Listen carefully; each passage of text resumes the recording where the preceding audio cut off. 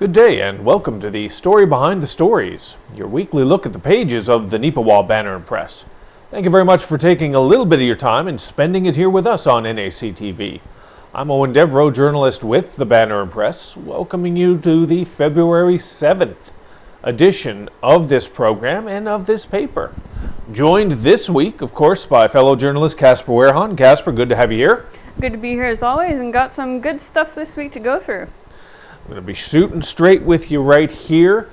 Last week's edition, if you're a loyal and consistent viewer of the show, you know last week's edition was unbelievable. I genuinely believe it's one of the best papers we've put together in terms of content in the last 5-6 years. The variety of content from all the different areas, all the different communities being represented in that week's paper was something that I take some personal pride in. Very much so, and I think the rest of the staff very much does as well. Having said that, now I know you think there's going to be a but coming up here. There isn't.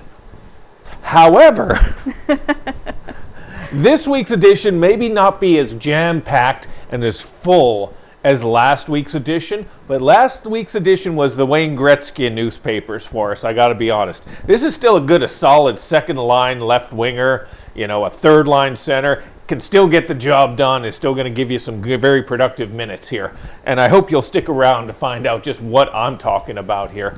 And there's still some great stuff in here that we were able to gather. And the first one I'm very proud to be able to share with you is, of course, right on our front page. We talked a little bit about it in a story we shared last week about the Neepawa District Chamber of Commerce and their annual general meeting. Every time they do their AGM, they do announce the business of the year. It is a local business, and not just a Neepawa business, but they try and make it as regional as possible for any business to sort of get that appreciation and the deserved spotlight. In terms of what they give and what they distribute and what they provide to their communities. And this year, very proud to be able to elaborate in this week's edition on Kinley Thompson Chartered Accountants, Inc., who were named the Business of the Year by the Chamber of Commerce during their AGM. For those of you that might not be entirely familiar, they are head office is based in Neepawa, but they do have satellite office as well in the community of Gladstone, so they do represent on a regional level. And they have about 12 or 13 staff in total that are part of those two offices, and they do such tremendous work. I had an opportunity to elaborate on some of those details. I spoke with Eoin Thompson, one of the partners involved there, talked about what it meant for everyone involved with the business to be singled out in this way and to be recognized in that way. It's something they were very appreciative of. And just what they try and distribute and what they try and give back to the community. An accounting firm, you might think it's just about numbers, and to a degree it kind of is, but it's about more than just those numbers as well. A big part of why they were singled out is because individuals that work there take time out, extra time out, and volunteer. And this was a very surprising number. And it's wonderful that I'm able to spotlight this for you. I'm going to take off the glasses, because if you know, you know. I'm nearsighted. So anything about 4 feet away from me is blurry. But this ain't 4 feet away, so I need to take the glasses off for this.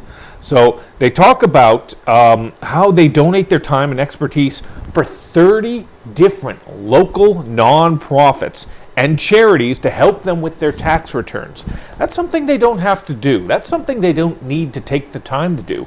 Quite honestly, they could say, hey, you guys, it costs this much.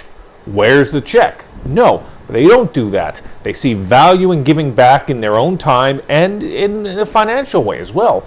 Accounting services can be very time consuming and therefore should be compensated accordingly. But they don't do that. They give back. And for those 30 local nonprofits and those 30 charities, that's so big. When you worry about every single solitary dime and nickel and penny, although Canada doesn't have pennies anymore, but you know what I'm talking about. To be able to assist in that way is so important, and they're so appreciated. And that, I think, is a huge reason why Kinley Thompson got the recognition, I believe, Casper, that is so richly deserved. Absolutely, yeah. I mean, you said it really well. I mean, they, in addition to, of course, offering the services that they do to the people in the community and the businesses in the community, just the dedication, which honestly the number surprised me. 30 different nonprofits and charities, different organizations in the community, having this support from them, that's pretty outstanding. I mean, yeah, like Eoin said, they could say, like, yeah, you know, it costs this much, it takes this much time, we really should have some compensation for that, because it's business, that's just what we do. But for them to be able to step up and just do that and give their time for that is pretty incredible.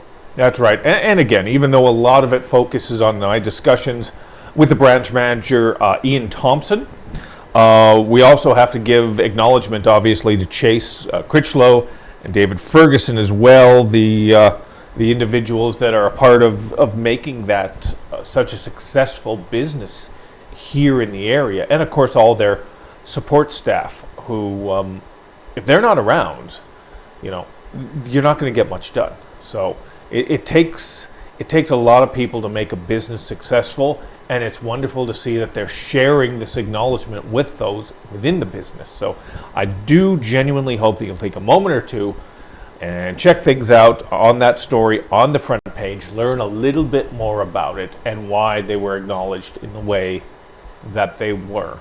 And if you don't want to read, if reading's not your thing, you know, that's kind of bad for me and for Casper, but I understand, you know, there's only so many minutes in the day. That's why maybe you need to pay attention to the schedule for NACTV, because NACTV was out at the AGM as well, and they were able to video the whole thing. So if you don't want to read about it, you can still watch it right here on NACTV. Check your local listings for times where it might be on, but then you got to read the schedule for that there, so it's a catch-22, so we got you either way. Yeah. All right, since you're reading the schedule for television anyway, you might as well take those few minutes as well and read it in the newspaper.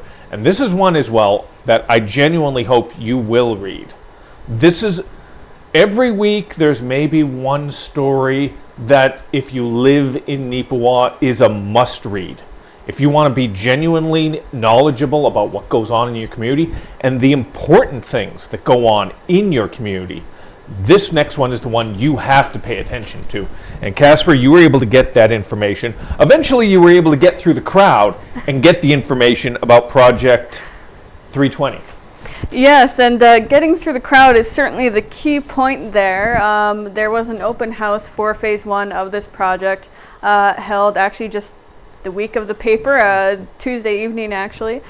And, well, I was there a little bit early, apparently not quite early enough. I was there maybe 10 minutes before the actual event was going to start, and it was already packed in there.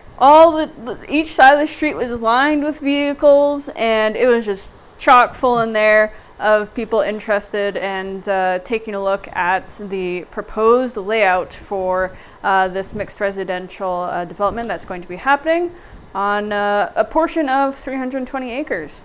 That's right. Now, that's the big part of it as well. The 320 acres, if you are a loyal and consistent reader of the Banner Press, you know this story. We broke it last year. The purchase of 320 acres just on the northwest corner of Neepawa is going to be turned into residential and as well as some commercial. Now, this part, even though it's Project 320, Casper, correct me if I'm wrong, it's not the entire 320 we're seeing there. This is phase 1, right? Right, what they're yeah. talking about. Yeah. It's being done in phases, of course, hence the Phase 1. So this phase, the first phase, is looking at how the one section of 58 acres might look like. And of course, this is all just proposed plans at this point, so I didn't get specifics on exactly how many units of each kind was going to be there, because it's still getting input. But we do have a diagram on there for what it currently might look like. Emphasis on might, once again. And of course, obviously, because Project 58 doesn't sound nearly as cool as Project 320. So, they'll get the other, oh great, now I got to do math in my head. They'll get the other 271 soon, eventually. But this is still a great start. I mean, the amount of space and just the whole layout they got going there, just looking at some of the pictures, we weren't able to use all of them, but was able to get a real close-up look, and we have it in this week's paper. And just their plan there, it's like, oh, wow, okay. I'm starting to visualize it. Yeah, it's, it's quite the undertaking. Again, 58 acres, that's not small, and 320, that's certainly not going to be small either once they get all that done with. But yeah, if you get a paper, definitely recommend it and look at this, and I do highly recommend looking at this. There is, of course, the image showing the layout, but there's a little color key there as well, which I do detail in the story a little bit, because just with the photo, you maybe can't see the text quite that small, but color-coded yellow and orange, I'll call it, and pink, I guess, and that kind of shows you single family, multiple family, and I think it was mixed use it was there. And of course there's some green space on there. And again, I just want to emphasize how big the response was to this open house. I guess on the next go around they might need to book up the Legion for whatever phase 2 brings, because yeah, the level of interest that was shown there. And again, I was only there 10 minutes early, and it was full. And there were still people coming in for the entire duration that I was there, which was for maybe until 10 after 5, quarter after 5. Well, the event goes on, or was going on, until 6 o'clock. So I can only imagine how many people showed up after I was gone. And it's very good that people are taking an interest in this and actually showing up and giving their input, because that's what this is all about. The town wants the input from the citizens. If anything maybe needs to change, if maybe this one thing isn't quite right, or maybe it could be a little bit better. That's what they wanted to hear, and it sounds like they sure would have gotten a decent amount of that. There's lots of people out there asking questions, and so I'm very curious to see what changes, if any were felt necessary, will be made going forward, and how this will be finalized in the end. It'll be very interesting to see how all of this plays out over not just the next few weeks or the next few months, but the next few years, and maybe even to the next decade, as it were. Because this is the future of Neepawa. This is a development that they have long-term plans for. It's going to be very interesting to see how it plays out. One other part of it is going to be interesting for me to see as well is quite honestly how they pay for it all, because this is going to be a very expensive endeavor. We are already into a situation where the former CN property has been paid for, and all the development's been going on there, and it's starting to fill in quite nicely. And then of course there is all the subdivision requirements there necessary on the east side of the town of Neepawa, near our new general hospital that is being constructed right now, because there's a lot of development and infrastructure that's going to be put in place, and has to be put in place for that to be a success as well. And now you put on top of that the 320 acres that are going to be going ahead. I don't want to rain on anybody's parade. I really don't. But it does concern me about where the money's going to come from. How much, God willing, the feds are going to be able to contribute something to be able to help out. God willing, the province is going to be able to contribute in some meaningful way, because the municipality, of course, will be contributing in that way. And when it comes to trickle-down economics, that means we will be contributing in one way, shape, or form through our property taxes, through whatever it may be. And as we should. If we want our town to flourish, there's got to be an all for one and one for all attitude towards it. I'll be honest again, because if you're a consistent viewer of the show, I'm not going to lie to you here. What's the point? My family lives down the road in Brandon, and the last couple years, their property taxes have just skyrocketed, up 10.2% last year. I believe this year it's going to be up 9.9%. And that's for a community that is not developing at the same rate that the town of Neepawa is, to be quite honest. They've ignored so much of their infrastructure down the road. They've ignored so much of what they needed to look after down the road. What I'm doing really here, Casper, is I'm crapping on the city of Brandon for a little bit, just for fun, just for giggles, Your daily mandated rant, as it were. Yeah, exactly. I lived there for about 15 years. It's a beautiful, wonderful city, but they didn't take care of what needed to be taken care of as it progressed, and now they're playing catch up. And watching what happens down the road in Brandon, I fear that it's going to happen here in Neepawa. I don't want Neepawa to have to play catch up. Because if that's the case, it's going to be a very expensive endeavor for us. And it's something that has to go forward. For us to be able to be a successful community, we have to grow. That's just the truth of it. So hopefully this is part of the plan. Hopefully they've got the artistic, sort of the visual, the theoretical plan in place, and it looks wonderful.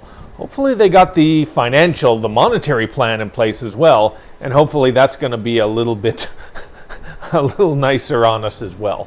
But again, I'm just throwing this out there. I want to focus on the positivity of this, and that's where you can find it on page 2 of this week's edition of the Banner Press.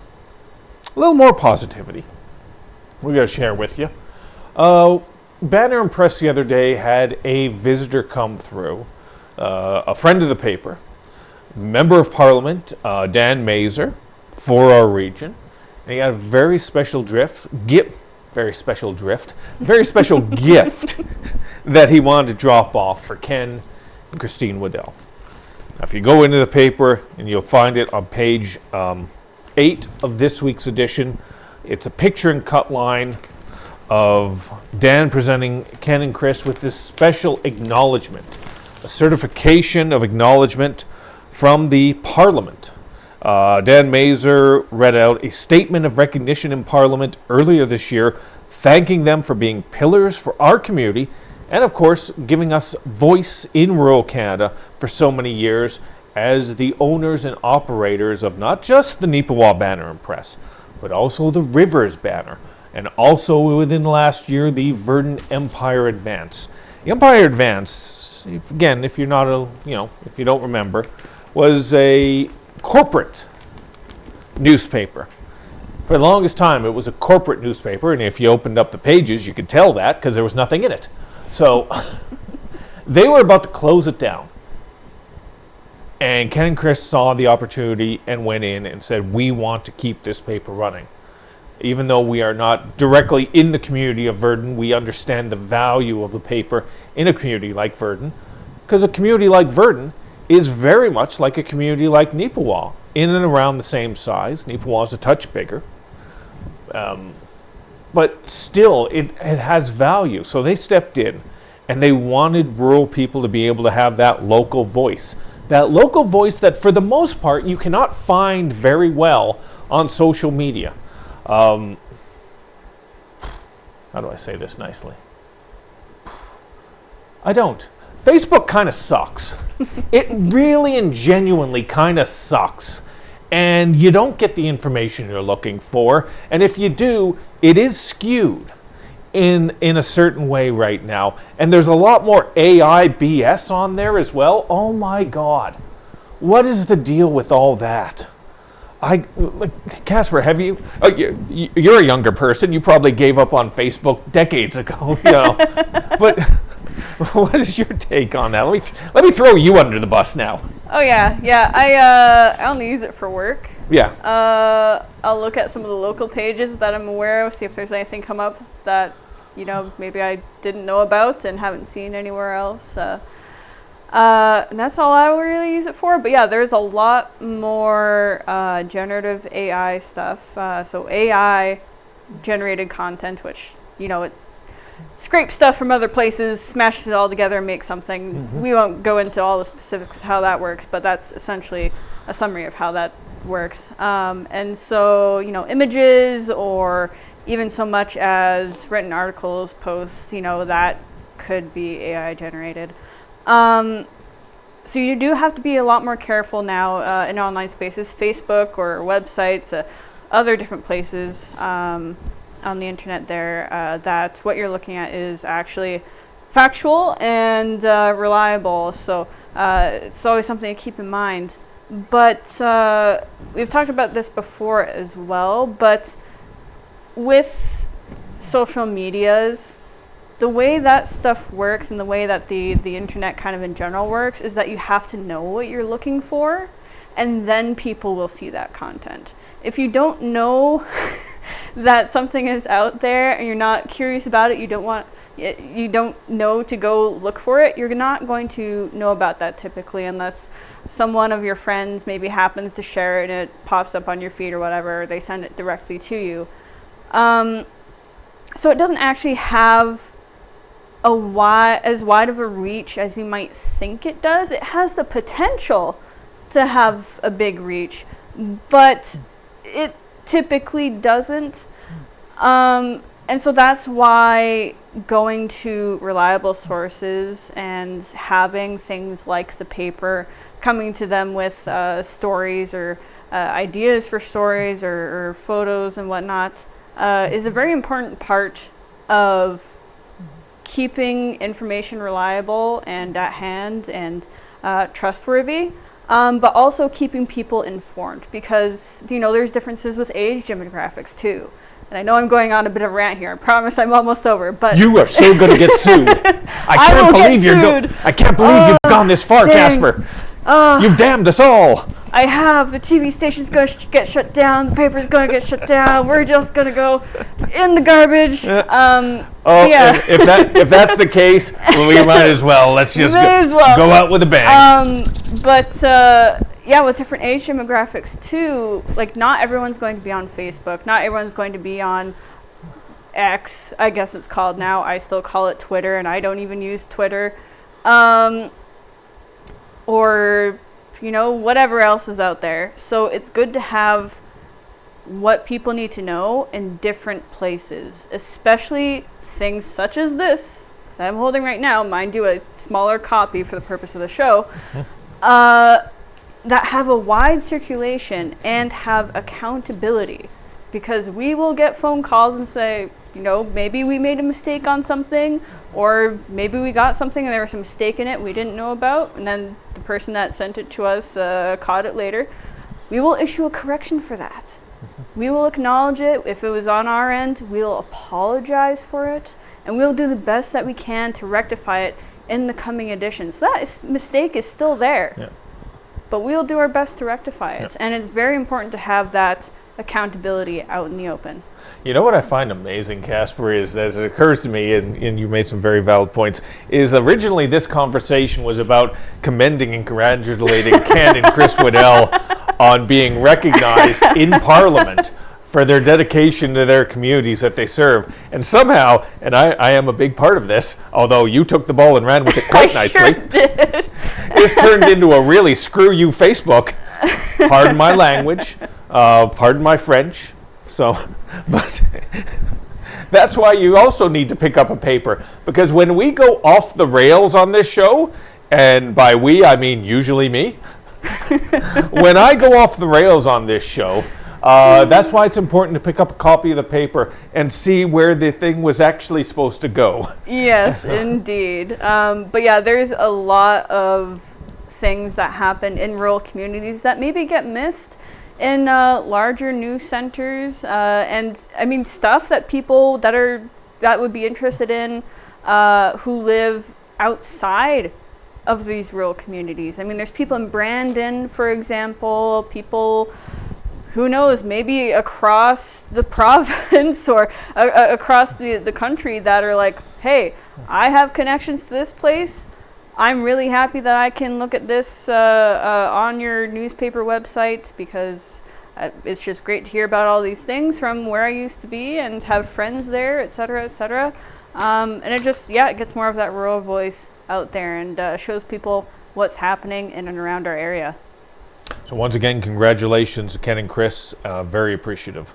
All right, we only got a few minutes left, so let's shift gears to this next one. This is a feature story that I was able to get this week. It's something I shared with you in a previous edition as well.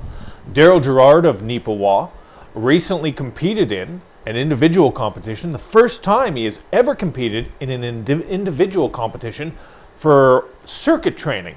Now, most people will probably know it by its corporate brand name, CrossFit. CrossFit is a brand, much like Xerox or Nike or anything like that. But circuit training is its general term. He competed at an event known as the Fittest in Manitoba in January, and he just wanted to push himself. He wanted to see how well he was doing. He's been doing types of functional training and circuit training for 14 years. And this is the first time he's done it on an individual basis. He's done team things before with Grit Force Fitness, but this was his first solo. And he was very pleased with how it turned out. He was very happy. He finished second in his category. It was for the 40 plus category, the Masters division. So congratulations to him on that. And he talks a little bit and he shares with us in the story what motivated him to get into this type of training and what continues to motivate him to this day. So it's nice to be able to share these types of stories, these types of inspirational type stories. And hopefully they are an inspiration to you in one way or another. So just wanted to definitely take a minute or two and give a shout out to that on there. I couldn't go into detail enough right now to be able to give you the facets of that story I think that you need to take with you. So hopefully you'll pick up a copy of that. You can find it on page 9 of this week's paper.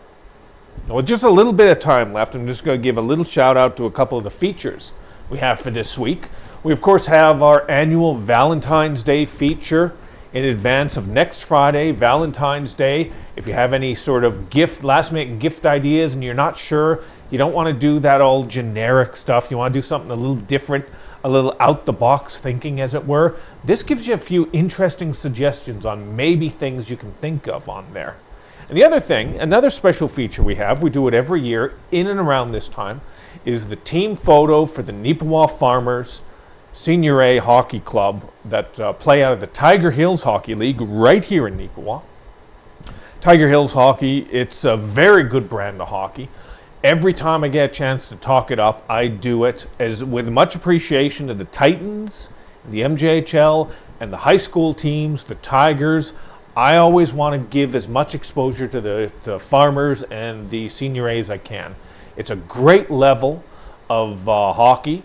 The Farmers got one last regular season game at home, and then they go into the playoffs. We want to wish them best of luck in the playoffs. And please check the schedule down at the Yellowhead Center. If you're able to, go down there and support them, because the Farmers are local, literally, Neepawa-based players.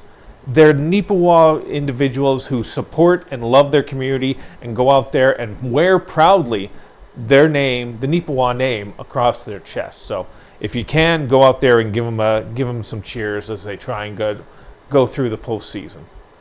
So that pretty much wraps it up here. We've rambled on long enough, I think, Casper. I think so, yes. And well, I guess if we don't have a show next week, we can just blame it on my rant earlier. We'll blame it on Facebook. You're the problem. But again, thank you for always tuning in for our silliness here. It's always appreciated.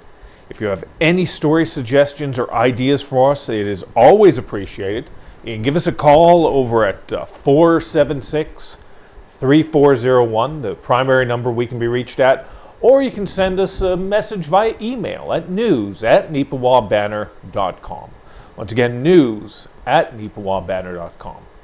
So thank you as always. Thank you to NACTV as well. Casper, great that you were able to sort of, go off on that tirade. Good to be here and looking forward to the next one. Maybe without a rant. Oh, then what would be the point of them tuning in? Indeed. And thank you as always. We appreciate your time as well for right here on The Story Behind the Stories. Have another fantastic week.